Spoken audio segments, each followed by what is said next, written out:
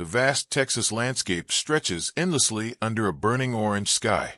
Rolling hills give way to scattered mesquite trees and weathered fences. A lone figure on horseback approaches. Chen, early 30s, weathered and capable. Her face tells stories of hard work and solitude. She wears a faded denim jacket and Stetson, riding a steady Palomino mare. Maya's small ranch appears in the distance, nestled in a valley, surrounded by limestone outcroppings. A modest homestead with a red barn, weathered fences, and a few grazing cattle. Her life is written in the landscape, self-sufficient but isolating. Maya dismounts and leads her horse into the barn. The space is meticulously organized, tools hung carefully, hay stacked neatly, everything precisely where it belongs. She pours oats into a feeding trough and brushes down her horse with practiced efficiency. Through the barn door, the sun dips below the horizon, casting long shadows across the empty property. A simple, clean space. Maya heats a can of soup on an old stove. She pours it into a bowl and sits at a wooden table, eating alone while reading a worn paperback by lamplight. A radio plays soft country music. The silence between songs feels heavy. She glances at a faded photograph on the wall. Her parents, both deceased for several years. Another shows her at a younger age, smiling at a county fair, surrounded by friends now scattered across the country. Maya turns the radio off and finishes her soup in quietness. Stars blanket the sky in magnificent profusion. The Milky Way streaks across the heavens. Below, the landscape is dark and still. A distant sound breaks the quiet, a horse's desperate whinny. Then nothing. Maya has returned outside, drawn by a sixth sense. She listens carefully, hand on fence post. Another whinny, distressed and urgent, echoes across the prairie. Without hesitation, she runs to the barn. Maya rides hard into the darkness, guided by occasional sounds. The full moon illuminates her path. She pushes her horse faster, following instinct and concern. A dark shape appears ahead. Another horse, riderless, pacing frantically in circles. Maya slows her approach. "Easy, easy, girl," she whispers, though she's still scanning the darkness for whoever fell. A groan, barely audible. Maya dismounts and moves toward the sound. In the shadows near a rocky outcropping, she finds him. Jack Morrison, mid-30s, muscular and weathered, lying on his back, clearly injured. His right leg is bent at an unnatural angle, and blood stains his left side, where a gash runs across his ribs. "Hey!" Maya kneels beside him. "Can you hear me?" Jack's eyes flutter open. "Horse," stumbled rocks. "Don't move. I'm going to help you." Maya assesses his injuries professionally. The leg is definitely broken. The wound on his side needs immediate attention. Can't move anyway." Jack manages a weak smile despite his pain. Maya makes a decision. She tears fabric from her own shirt and binds the wound tightly to stop bleeding. Jack cries out in pain. "I know it hurts. I'm sorry." She works quickly and efficiently. "My ranch is closer than town. I'm getting you there." This is a monumental task. Jack weighs at least 200 pounds and is badly hurt.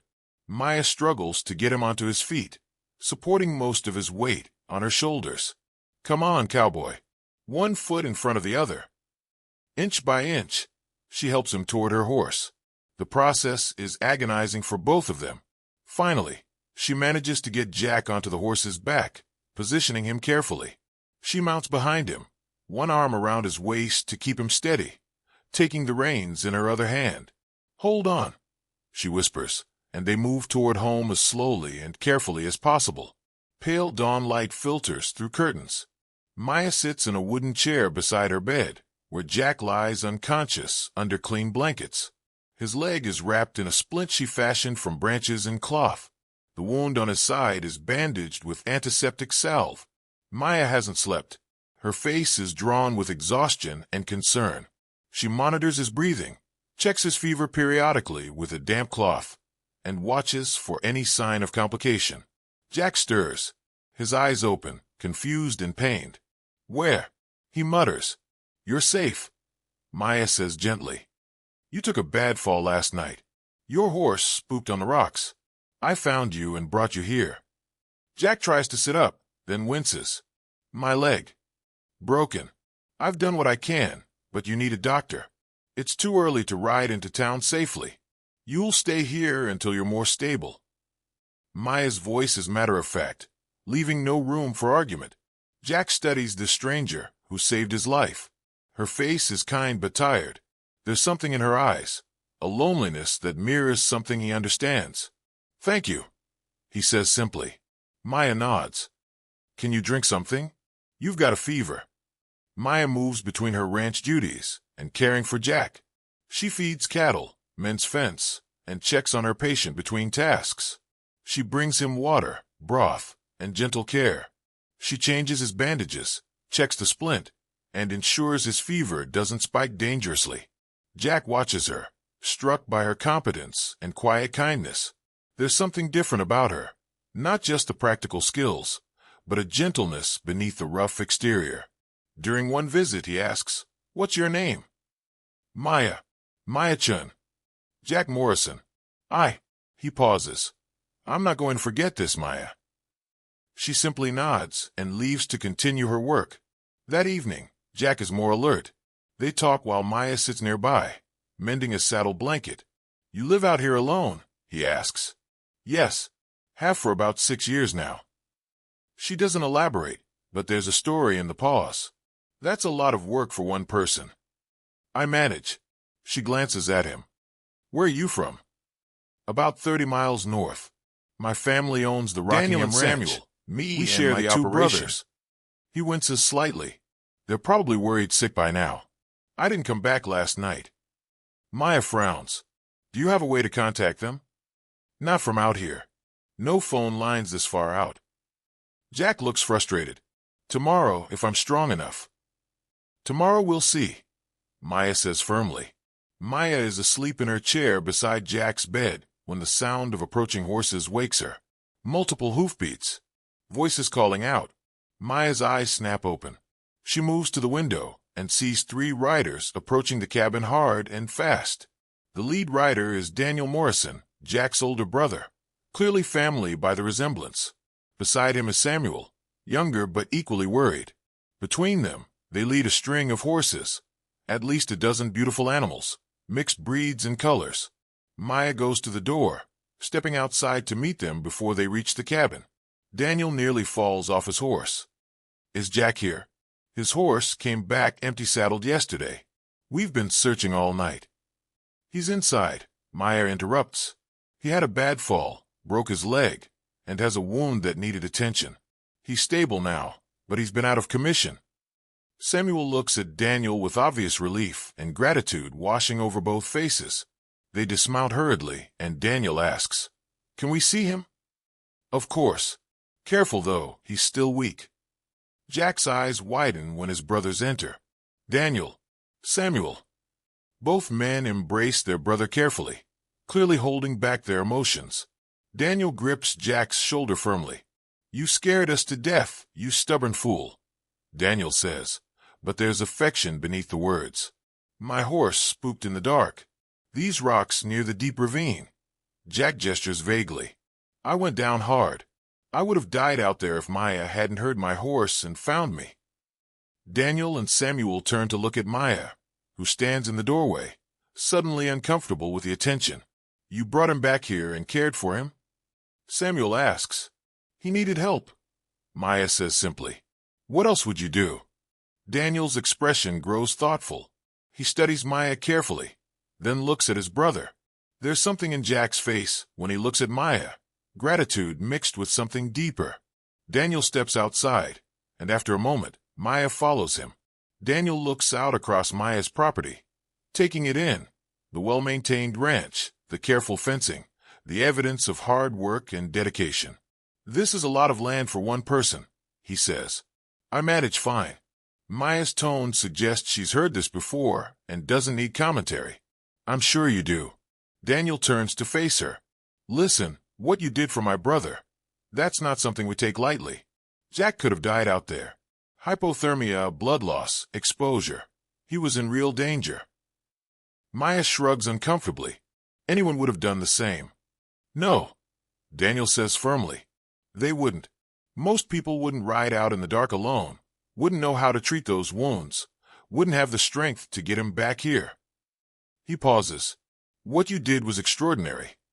Maya doesn't respond, but she looks away, unused to praise or recognition. Daniel continues. We brought something. A thank you gift. He gestures toward the paddock where Samuel is already working with several of the beautiful horses, setting up a temporary enclosure using Maya's own fencing. What are you doing? Maya asks, alarm in her voice. Those horses, Daniel says, are a gift from our family. Jack's team. He was riding one of our best stock. We're replacing him and adding more. 5 broodmares, 2 stallions, 1 foal. Bloodlines that have won competitions across Texas. They're worth more than. No. Maya shakes her head firmly. Absolutely not. I don't want anything. I helped because he was hurt, not for payment. This isn't payment, Daniel says carefully. It's gratitude. There's a difference. When someone saves a family member's life, you don't get to just walk away. You become part of this family story. He places a hand on her shoulder. Take the horses. Use them to expand your operation. Sell them if you want. But take them. Let us do this. Maya looks conflicted, her independent nature warring with the genuine kindness being offered. Finally, she nods slightly. Samuel is helping Jack sit up for the first time since the injury. Jack can see out the window to where Maya is with Daniel, watching the horses. Your brothers brought you horses? Jack asks, his eyes on Maya through the window. Apparently. Jack manages a small smile. She didn't want them. Almost threw them right back. Samuel laughs. That woman is something else. She took care of you like she's been doing this forever. She has. Jack says quietly. Look at her. She knows exactly what she's doing with those animals. Through the window, Maya demonstrates her knowledge to Daniel, running her hands along a mare's legs, checking hooves, assessing quality. There's passion in her movements, competence in every gesture. Jack watches her, struck by something he can't quite name. Maya has prepared a large meal, stew with vegetables, fresh bread, coffee. Daniel and Samuel sit at the table while Maya moves between cooking and checking on Jack. She seems more alive when she has people to care for, though she'd never admit it. This is delicious, Samuel says, genuinely impressed. It's just stew, Maya replies. No, Daniel says. It's more than that. It's made with care. After dinner, Daniel approaches Maya while Samuel is with Jack. How long can he stay here? Daniel asks. At least a week, probably 2 before he can put any real weight on that leg. The break isn't simple. There's some displacement. We'll bring supplies, Daniel decides. Food, medicine, whatever you need. And if you want to come to the ranch house for anything, you're welcome anytime. Maya nods slowly. He can stay as long as needed. Thank you, Daniel says. For everything. Maya is with the horses. She moves among them with genuine joy, something Daniel hadn't seen in her before. She's brushing a magnificent mare, talking softly to it. Daniel has stayed the night, and now stands watching her. You really love horses, he observes. I do. Maya doesn't stop brushing. More than people, honestly. Daniel smiles slightly. People aren't so bad. Some of them, anyway. Later, as Daniel prepares to leave, he says to Maya, Jack's going to need help once he heals enough to move around, but can't do heavy work yet. Would you consider letting him stay longer? Even after he can travel? Maya hesitates. I'm not running a guest house. I know, but my brother, there's something about being here, with you, with this place. I can see it. He's healing faster than he should be, and not just physically. Daniel pauses. Maybe you could use the company. Maybe he could use a purpose beyond recovering. Maya doesn't answer immediately, but eventually she nods. He can stay, but I'm not making special arrangements. Wouldn't dream of asking, Daniel says. Jack can now move around with crutches. His leg is healing well, and the wound on his side is nearly closed. He's restless with recovery, eager to be useful again. Maya enters with fresh bandages and antiseptic.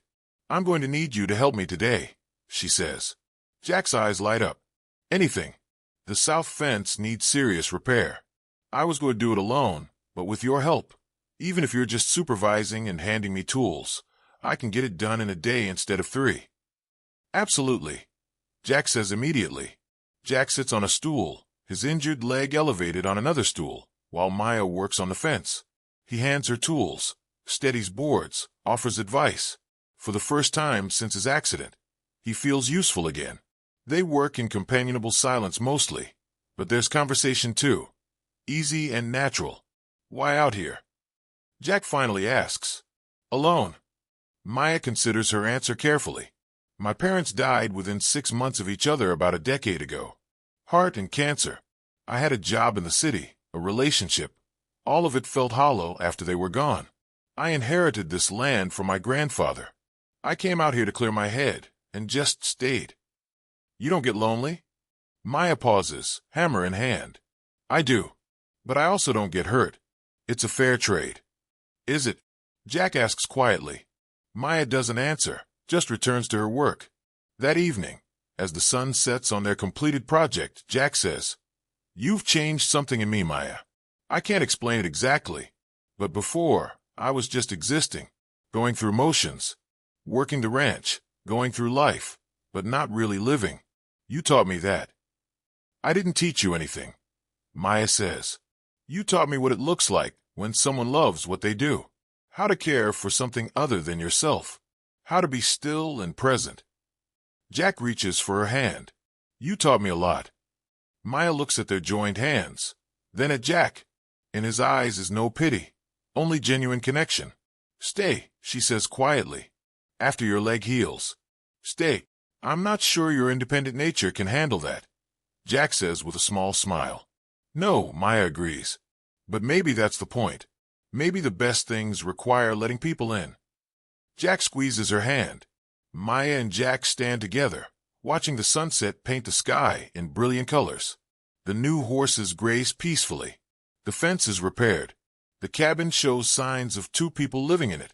A second chair on the porch, 2 coffee cups on the table.